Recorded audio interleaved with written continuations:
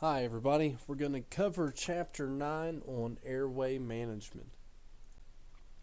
So some physiology, a little bit of review on the airway. The upper airway begins at the mouth and the nose. So as I've talked about before, when the whole purpose of that is when air comes in the nose, it humidifies everything. You remember talking about the discussion on whenever you have that stuffy nose and how dry and sore your throat can get, because it's not humidified, it's just dry air you're breathing in through your mouth. So the pharynx is composed of three different parts: the oropharynx, nasopharynx, and laryngopharynx, all that ending at the glottic opening. At the glottic opening, that is where your epiglottis is. Remember, the little valve that keeps everything from going down the wrong hole. So as you see here, your nasopharynx. This is all the nasal passageways. This is where the air comes in, hits these turbinates, and it flows all the way down. So your nostrils, all the hair filters out all the dust and debris, and it humidifies it, so it's nice humidified air going down so you don't get that sore throat. The oropharynx is the oral way. This is just your mouth. And laryngopharynx is in this area here just below the oropharynx. So I'm sure you've all heard of laryngitis. So with itis meaning inflammation, that would be swelling, inflammation of the laryngopharynx. And here you are at the glottic opening, your epiglottis over your vocal cords and your glottic opening. So the lower airway begins below the larynx. The larynx being that bony, rigid surface midline of your neck. And that is the trachea, the bronchial passages, the first big tubes going down in the lungs, and the alveoli, where all that gas exchange is happening. So you see here your first part of your bronchioles. Your trachea is going down in, this is the main tube going down in, this is your airway hole. So everything splits into your left stem bronchi and your right stem bronchi. As it goes down to the very smallest part of that is the bronchioles. And then at the end of those bronchioles is that alveoli. So those alveoli, they're in a grape-like sac cluster. There's a whole bunch of them tied together. The whole body has on average about 300 million alveoli. So the alveoli, as we've talked multiple times, but it's good just to remember all this, that where all the gas exchange happens. The alveoli, the capillary vessels that surround the alveoli, the oxygen comes in, the CO2 and other waste products offload. So here's just an illustration of those grape-like clusters of the alveoli. You'll just see here a whole bunch of them all at the end of those bronchioles. Now this is very, very, very small. They're not actually truly the size of a grape, but they're very, very small. This is at the microscopic level, but this is where all that gas exchange happens. So another illustration of the alveoli. You'll see here on the left, you've got the bloodstream in, the capillaries that surround those alveoli. So over here is, as I've talked about many times, that river coming through, the barges coming in, the oxygen's coming in, the CO2 is going off of that cell, and that's what we're exhaling out. But if there's damage to this alveolar space, that could prevent that CO2 from getting out or even the oxygen from getting in, such as chronic airway issues.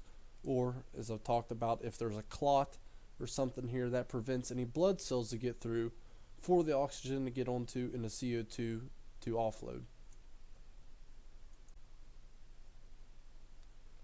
Airway obstructions are something we've always got to be precautious about with the patient. So that could be acute or chronic.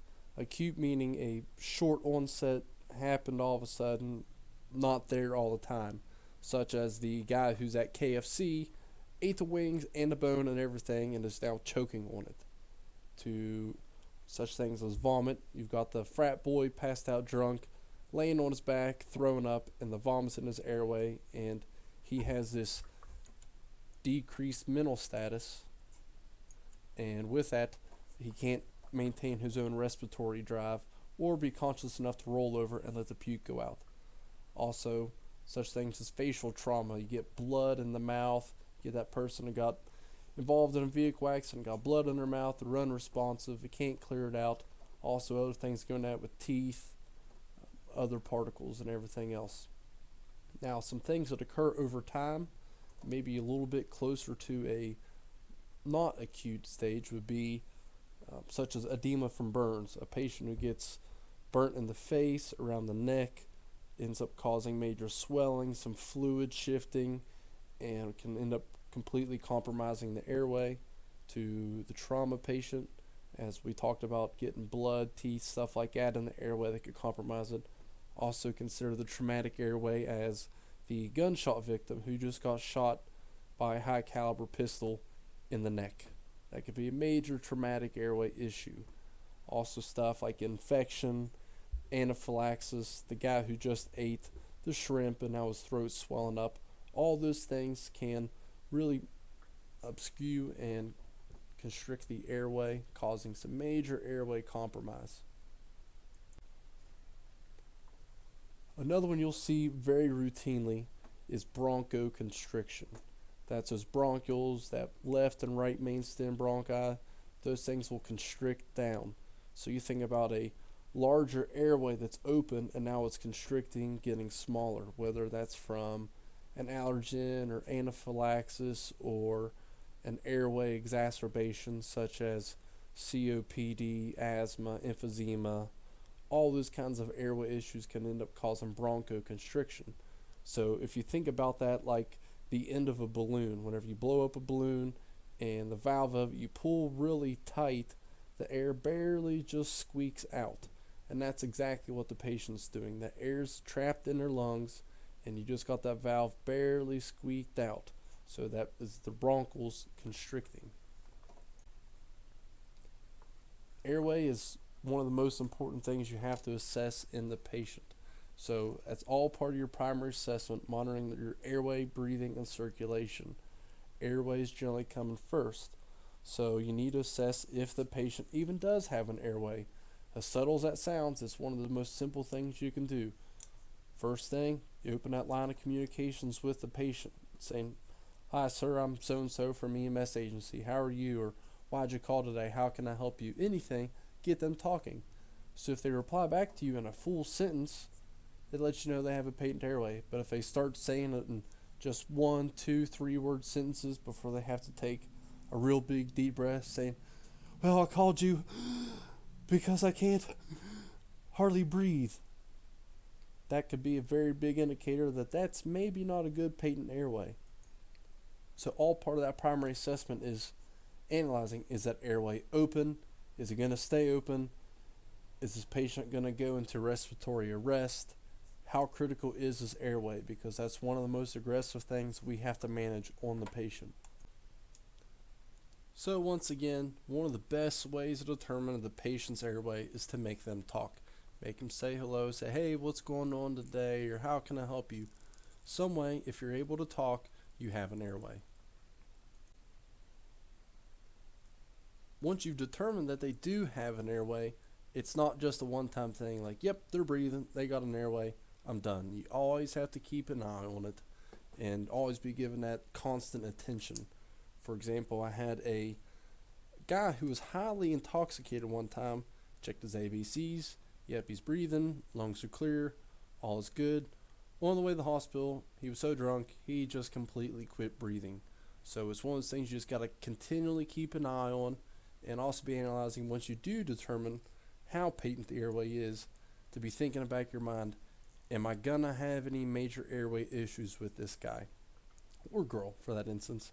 But all that goes into if you're going to be needing any backup, or if you need to call a paramedic, or if you need to get an extra hand in there, somebody to help you with how bad this airway situation could be.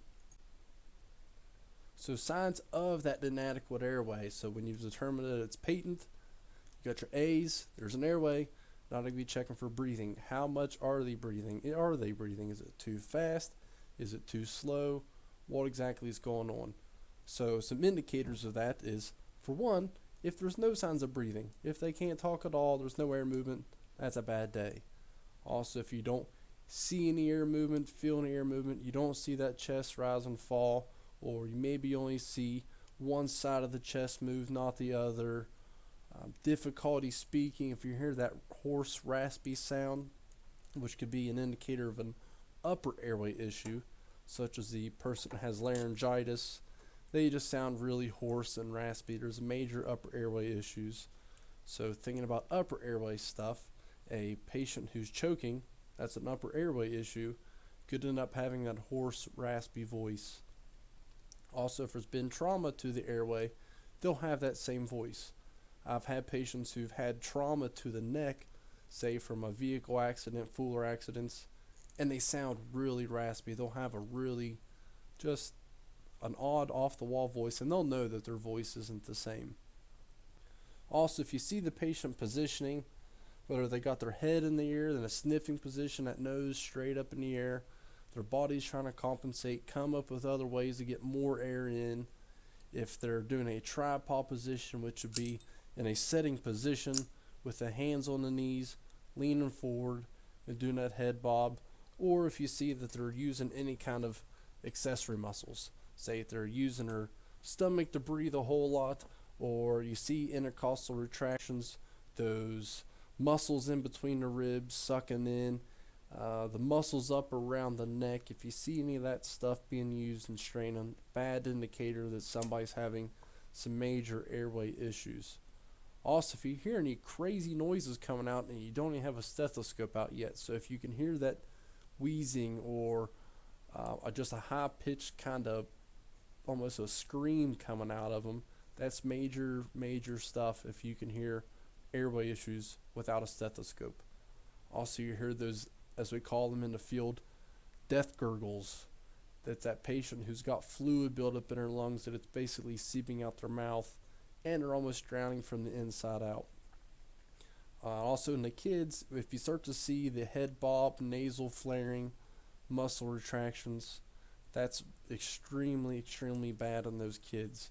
Once the muscles start around the area of the lungs, and once the muscles expand further than that, say up to the neck, or you're using muscles furthest away from the lungs, say in your head, your face, your neck, once you're using all the muscles you can, if that's still not solving the airway issue, that's a very bad day that somebody's in immediate danger of potential respiratory failure.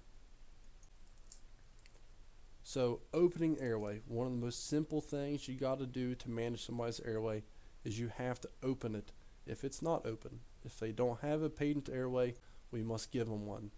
So if your primary assessment, you check your A's, hey, how you doing? Why'd you call today? And you've got nothing. They're there unresponsive. You need to go mainly open up the airway, because without the airway, you're not going to live. So a couple of things you just need to do is just, for one, reassure that it's not a traumatic injury, because the last thing we want to do is run up to a trauma patient who doesn't have a patent airway and then jerk on their head and injure their neck.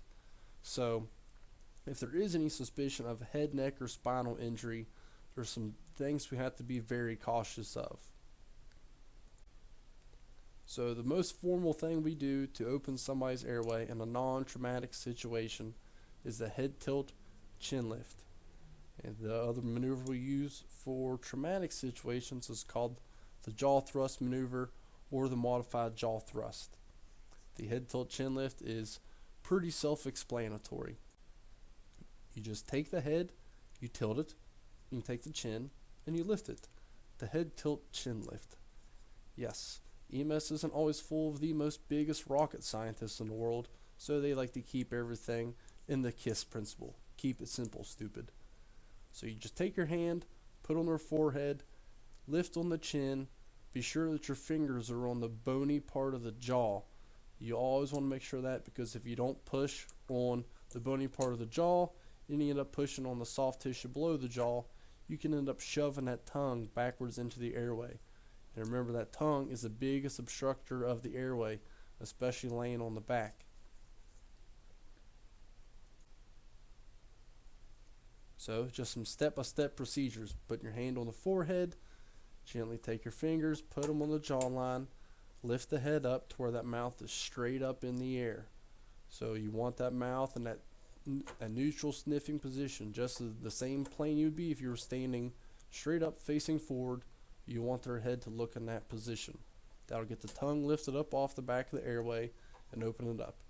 Sometimes with patients, that's all that it takes. I've had patients before where they were laying on the ground, not breathing, just manually open their airway, simple head tilt, chin lift.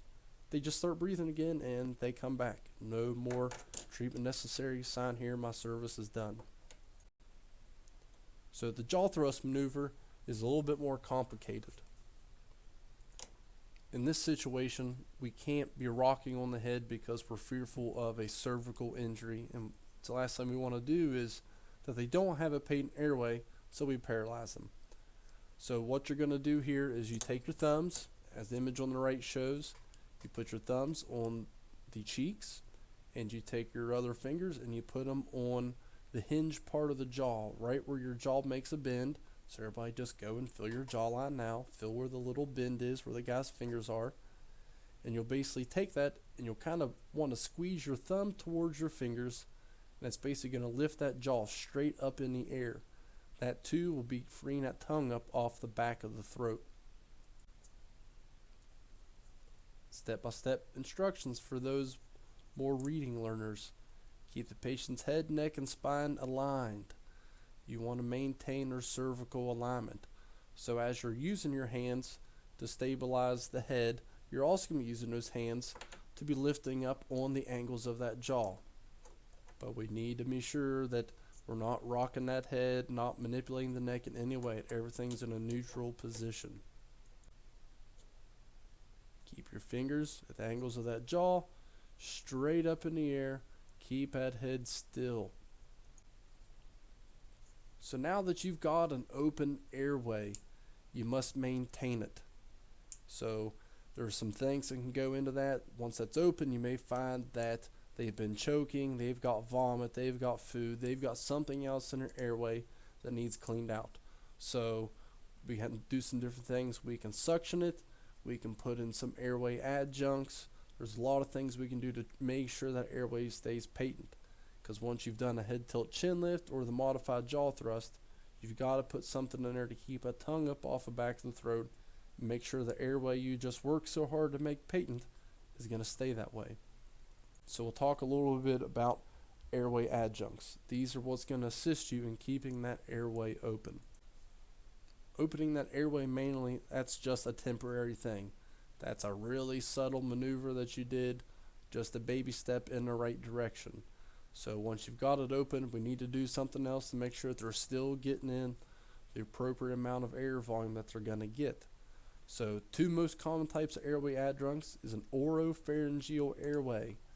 And from medical terms, we know that that oropharyngeal way, that's in the airway, that's via the mouth.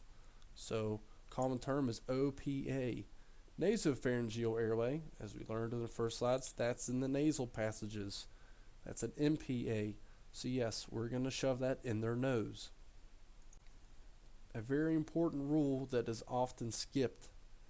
As I said, sometimes just manually opening that airway can do the trick, and that may be the result of the person just coming back. Had it happen with the patient, unresponsive, manually opened the airway, came to life, almost like a poltergeist kind of thing, kind of creepy, but it worked. So that you've got it open, the thing you want to do now is you're going to be looking for an OPA. That's what you want to go to first. It's going to get that tongue up off the back of the throat, but the only real contraindication for that, meaning a reason why you can't do it, is if they have a gag reflex, because that's the last thing you need to do is shove an OPA in their mouth. They start to gag and then they throw up, and now you've got an airway compromise. So you need to be sure when you put that in that you'll take the proper steps, which we'll go over here shortly, and how to insert the OPA, preventing from pushing the tongue back in, just going against everything you're trying to prevent. Whenever you are managing an airway, you need to be sure you have suction available. Those are mounted on the side of the ambulance or in portable units, just in case the patient does begin to vomit or something. Most of the time, if you have to be very aggressive with the patient's airway, there's going to be stuff you have to suction out. 9 times out of 10, there's always something. You know, if you put in an advanced airway, which we'll talk about those a little bit later, there's always a stimulation in the mouth that there's a lot of saliva production. So you're going to even have to suction that out. So 99% of the time you manage an airway aggressively, you will be suctioning out the airway. As I said, if you're managing the airway, you need to have that suction ready. So in the ambulance, that's generally where you always find the suction units, is up near the airway seat. So in the ambulance where the cot is, there's a seat right above it where the patient's head would be. So that's where the person managing the airway is going to sit, and that's where oxygen, the suction systems, and everything are at, right beside their head. So if you do put that OPA in and they, everything is going great, you're bagging them, you got all the saliva suctioned out, but all of a sudden now you've improved it and they're becoming more alert, and all of a sudden their gag reflexes came back. If they start to gag, you must remove that OPA immediately. Once again, we don't want people on their back choking on their own vomit. And if you're going to be in that airway seat, most ambulances I've been on next to that airway seat is also some face shields, more gloves, things like that. Last thing you need is fluid coming out of that patient's mouth and into your mouth or your eyes. That's just kind of nasty. So here's an animation, not an animation, but a illustration of an OPA and its use. You see in the top picture here, patient's laying down, their airway hasn't been manually opened yet, and that tongue's laying on the back of the airway. So in the lower picture, their head's been positioned, head tilt, chin lift, the OPA has been inserted, and it's in a J shape. So that J shape will go in behind the tongue, and it keeps that tongue lifted up. And these are examples of some OPAs. They come in multiple sizes. You see they're ranging from wee little mouse up to really big mouse. And they're just hard, rigid plastic with a small, thin flange in the middle. So it doesn't really obstruct the airway, doesn't prevent any kind of volume issues. It just provides some structure, keep that tongue up, and still allows air to go in around its structure. When you want to select what size OPA you use, really simple step. You take the OPA, you measure between the edge of their mouth and the tip of the earlobe. That is just a general rule of thumb to sizing an OPA. Pretty quick. Most kits that are on an ambulance, there's 5 various sizes, and on adults, you're either at generally the biggest one or the second biggest one. Then little kids, it varies in between there. When you insert the OPA, the patient needs to be on their back. And be sure once again that you've manually opened the airway. So once you've manually opened the airway, they're in that sniffing position, or you've done the modified jaw thrust and you got that airway patent, you need to open the mouth. So you'll use that doing a cross finger technique or a scissor technique to get the mouth open up so you can get that OPA in. And when you put that OPA in with that J shape, you don't want the tip to go just straight down in. You want to start it out with up towards the roof of the mouth or just slightly to the side, and you kind of put it in with a twisting motion. So you see here in this picture using the cross finger technique, pushing against their teeth, getting their mouth open nice and wide so you can get that OPA in. So once again, that's called a cross finger technique or the scissor finger. It's got a couple different names, but it all does the same thing. You'll start the OPA in with that tip along the roof of the mouth. As it gets in towards the back of the pharynx, you're going to start turning it. So that way that point is getting behind the tongue. So whenever you go to turn the OPA, it's basically just going to hook and straight behind the tongue, and it goes and lays in, keeps that tongue lifted up, and the flange of it will go up against the patient's mouth because it's got a wide flange so they don't end up choking on it, going it down too far than it needs to be. So once you get that in, you just need to keep an eye on them, making sure that they're not redeveloping a gag reflex or something that could really end up compromising the airway. So you see here, you got the cross finger method happening, or scissor method, whatever you want to choose to call it. You got the tip of the OPA in, and once that gets in, about halfway is when you're going to start to turn it, and it'll go behind the tongue. With nasopharyngeal airways, MPAs, they're going in the nose. They're basically just a soft rubber tube that's also called a nasal trumpet. You'll hear that called by some of the older folks in the field. but it's just soft as rubber. It's flexible, pliable, so it can go in and follow the curvature of your nasopharynx on the way in. And it'll go in behind the tongue once again just to be able to help with the airflow getting in. So the reason you'll want to go and use this is if you've put in that, you try to put in the OPA and they've got a gag reflex, or their jaw's clenched, or for whatever reason your cross finger technique won't work and you just can't get that OPA in, then you'll use the nasopharyngeal airway. A contraindication for it though is any kind of facial trauma. So if they've got blood or any other kind of fluid coming out from their nose and ears and a sustained head trauma, you don't want to put in an MPA, because if they do have some kind of a skull fracture, you could shove it in the nose, push it through the fracture of the skull, and poke them in the brain with a rubber hose, and you don't want to get into that mess. They do come in various sizes, the same way as the OPAs, except there's generally a lot more to choose from, but the most common are 34, 32, 30, and 28 French. Now, what the French measurement is, I'm not sure, but that's just the standard that some other airway stuff is measured in. So the bigger the number, the bigger it is. So when you go to put in the MPA, you need to measure it too, and you're also going to lubricate it. Generally, every package of MPAs comes with a water-based lubricant just to aid it going in the dry nose. So you'll measure it just the same way that you do the OPA, but since you use an OPA to go in the mouth, the MPA goes in the nose, it's only appropriate you measure from the nose to the tip of the ear. And you can kind of see in the picture there how it'll go in and align with the curvature of the nasopharynx and go right in. You'll want to use that water-based lubricant. Get it nice and lubed up. So those things come in a plastic package. So sometimes the ambulances just have a standalone lube container that you can squirt in the package that the MPA comes in and just twirl around in it to where it's all coated, and then it'll go right in.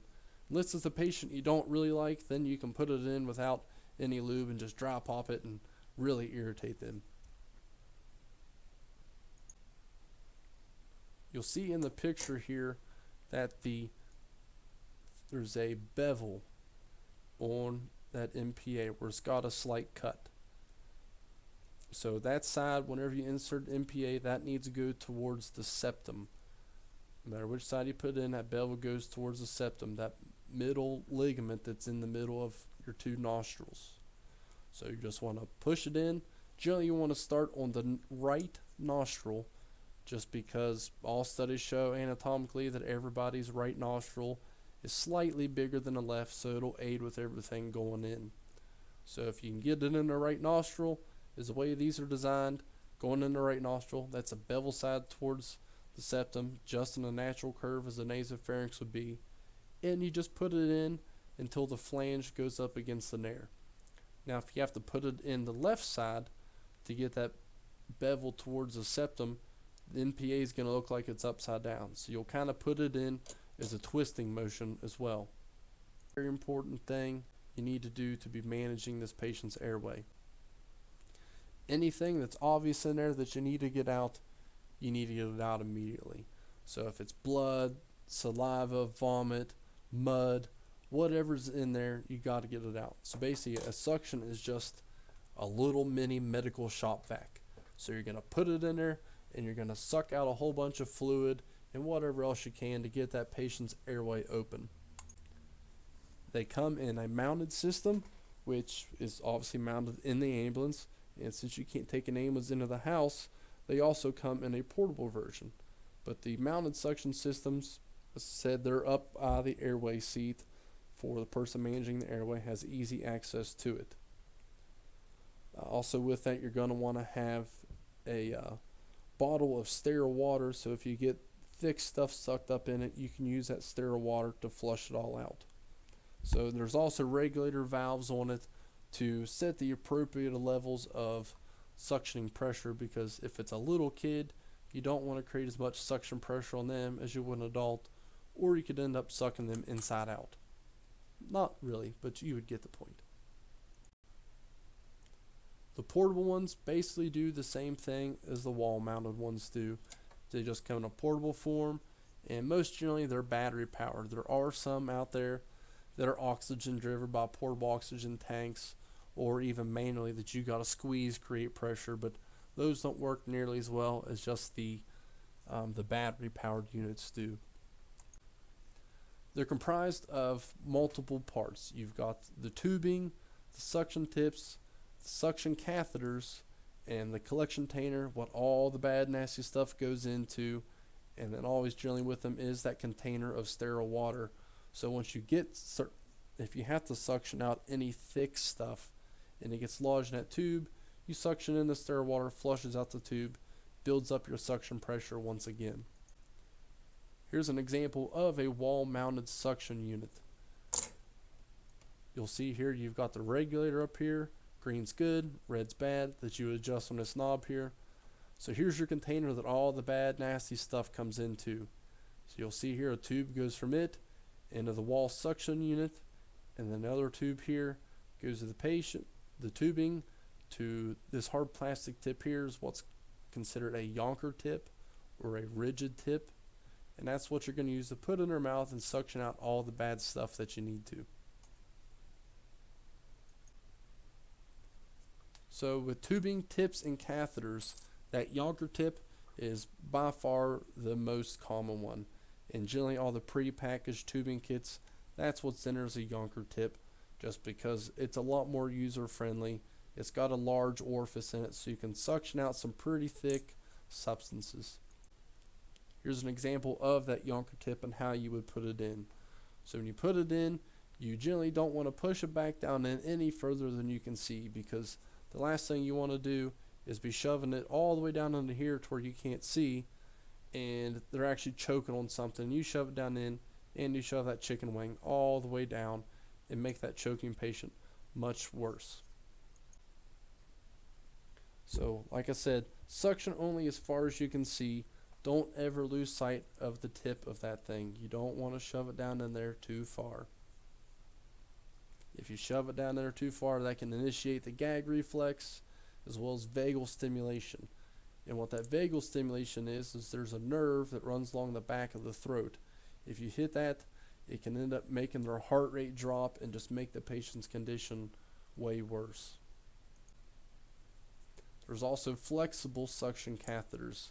Those are designed if you can't, it's an application that hard, rigid yonker won't quite work for. So say if you've got an MPA in, you need to suction out the nose, you can put in that flexible suction catheter into the middle of the trumpet and suction stuff out of the nose, or you can put it into, when we talk about advanced airways, you can shove it through the tube that's in, whether the ENT puts it in or it's an intubation tube that a paramedics put in. You can just put that soft suction catheter down into the tube to suction out more of the airway again. Once again, with stuff kind of dealing with the airway, those suction catheters are sized in a size of French.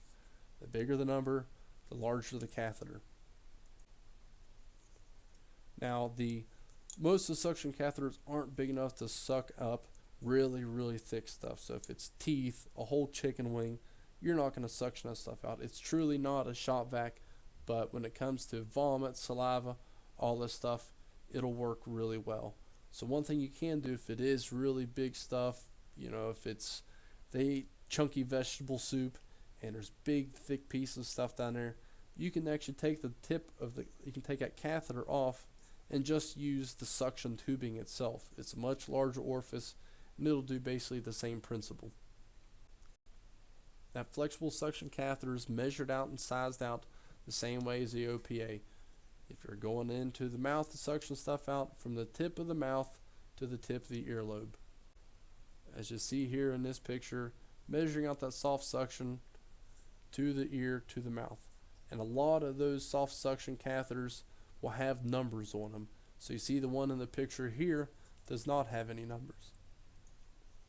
But the ones who do have numbers, once you do size it up, you can just see the number, so you know when you insert it that you're not supposed to go past, say, 16, or you're going in too far. Also, if you have medical tape, stuff like that, and you're going to have to continually suction. If you don't remember the number, you can take a quick piece of tape, wrap it around that suction, the flexible suction catheter, so if you set it to the side and you have to use it again, you know exactly where you measure it out at. You don't have to measure every single time. Once again, if you're messing with fluid and substances coming out of a body, always be sure to cover up whatever you can. At an absolute minimum, wear gloves and try to wear eyewear. All AMSs are required to carry eyewear, splash shields, facial mask. It's all a requirement that you go and you dress and you wear all the PPE, just like the folks in this picture here. So you see the person up there at the airway seat, they've got the suction system ready, they've got the Yonker tip on, they got on splash shields and face masks and their gloves, and they're aggressively managing this patient's airway. The goal whenever you are having to suction out is, general rule of thumb, is no more than 10 seconds. I believe in your book now it says 10 to 15 seconds, but if you start going anything longer than that, you could really end up drawing air out of their lungs, causing them to be hypoxic. You can lower their levels of oxygen in their lungs by suctioning all that out, which therein can cause bradycardia and other kind of stimulations. But if that patient is heavily vomiting and they've got a mouth full of everything, you've got to get that stuff cleared out. So if they are continually vomiting, you just continue to suction until you got it out. You just don't need to suction for 20 seconds if it's just light saliva in their mouth. But if they've got a mouth full of stuff, you've got to clear it out. Because if you only suction for 10 seconds and the whole mouth's still full of vomit or blood or whatever, there's still no airflow going through. So you got to clear out that airway. Whenever you do suction, the Yonker tips have, and all the other suction catheters, have a small orifice over where you would put your thumb. So basically you put this in to where you want to start suctioning, then you'll put your thumb over a hole that's on it. So it's almost kind of like the Yonker tip's a flute, where there's little holes you cover up to create different sounds and everything. But on the Yonker tip, there's not going to be any suction created until you cover up that hole, as well as the other catheters. So you'll put it in, you'll place your thumb or your finger over the suctioning orifice, and you'll suction on your way out. Definitively, we always need to be keeping that airway open. It could be a skill, though, that the EMT just can't manage by himself, where it may be a surgical procedure that a paramedic can do, or you may need medications to help manage that airway. It's very important. Now, the skill set, especially in West Virginia for an EMT to manage an airway, is pretty good. But a paramedic or a doctor at a hospital have a much higher skill set to be very aggressive and manage that airway, more so than the EMT. It's not taking anything away from the EMTs, but it's all about that patient, and there's just a little bit more bag of tricks that physicians and paramedics have to manage that airway. So you just need to be rapidly evaluating that airway all the time. Be looking at it. Don't ever be looking away thinking that, well, they're going to keep breathing, because the minute you think, they'll be fine, and you look away and start sending Snapchats, the patient quits breathing. So you need to be sure, once you do make that recognition, even in that primary assessment, if the patient is saying those 1-2 word sentences, that may be a good indicator to go ahead and at that point call for a paramedic. Before you do anything else, call for backup. Say, I need an extra hand, knowing that the patient just got a bad airway. Some special considerations to be thinking about. So facial injuries. Sorry, had to get a drink of water. So with those facial injuries, anytime there's a major injury, you've twisted an ankle, stoved anything, there's always going to be swelling. So that trauma patient, or the guy who just got his butt kicked outside the bar, got his face pounded in, it's going to have some airway issues. Could be swelling, blood, other stuff in there blocking the airway. Whether it is any kind of fluid or buildup of something, or it could also just be complete swelling from trauma, such as burns, blunt trauma, things like that. If you do get that patient who's ate the wing and the bone at KFC, the suction unit's not going to pull that stuff out. So there's other techniques you have to go into, such as the most infamous, the Heimlich maneuver. You got that person doing the universal choking sign, they got their hands wrapped up around their neck. You got to give them the Heimlich maneuver. You got to dislodge that stuff. And that also may mean that if you see something in their mouth, that you just stick your fingers in there and grab it out. Now, paramedics have a little bit more of a skill set with this too, to where they can use some manual devices and go in, lift up their tongue, look down in their throat, and basically take a little small set of tongs and pull stuff out. But you don't ever want to go in digging for gold blind. You only sweep out what you can see with those finger sweeps. With dental appliances such as dentures, partials, things like that, if they're in there good and sturdy, leave them there. Because when we get into talking about manually ventilating a patient, those dentures and stuff, those teeth provide a structure to your face, which will help create a seal and just allow you to aggressively manage the airway a lot better. But if they are a little bit loose and you think when you are managing this airway, if you're going to put an OPA in, you think you can knock a denture loose, go ahead and pull those things out, put them in the patient's pocket, do something with them, just get them out of the airway. Anything that could get loose and obstruct that airway, you need to get rid of. Some pediatric notes. This should be reviews. We've talked about this a few times, but you'll see in the disproportionate big size of the head of the kid, you've got a tongue, and this little kid is the same size as the tongue in this adult. So you got the smaller mouth and the bigger tongue, so anatomically and proportionally their tongues are bigger to the rest of their mouth than adults. Also, all this airway anatomy here is really soft, a lot more pliable, and they got this big dome head and a thin torso. So it creates more of a bind in here laying on their back than an adult does. And also where that's soft, more pliable, it can end up leading to more issues of choking more so than an adult. Just as their airway is soft and pliable, so can be their cervical bones. So you think about that really young kid, you don't want to go manipulate and jerk that head back. We talk about you got those great big old bobblehead babies, and their bones and everything are still healing or developing, so some of them are even still just kind of ligaments. So when you open that airway, it's a slow, gentle movement. You don't want to exaggerate it and push it back too much. So you'll notice when we get more into talking about peds, when you open that airway and you tilt that head backwards, since it got a big bobblehead and a little thin torso, that's going to create a gap under the surface that they're laying on and their back. So it may mean that you have to stuff sheets or something under their back to allow their airway to keep open. Because if not, the moment you open that airway, if you don't pad under their shoulders, that head's going to tilt back down and that airway will close again. Whenever you're putting in an OPA on the pediatric kids, you don't want to put it in the same way you do the adults. The top of that mouth is soft. You can cut it really easy, causing bleeding. So you'll want to use a tongue depressor or use that suction tip, that Yonker catheter, or even your fingers and press down on the tongue and just put the OP in straight. In the same position it will finish whenever you're done, it needs to just go in it straight. There's no twisting motions or anything to it like you would for the adult.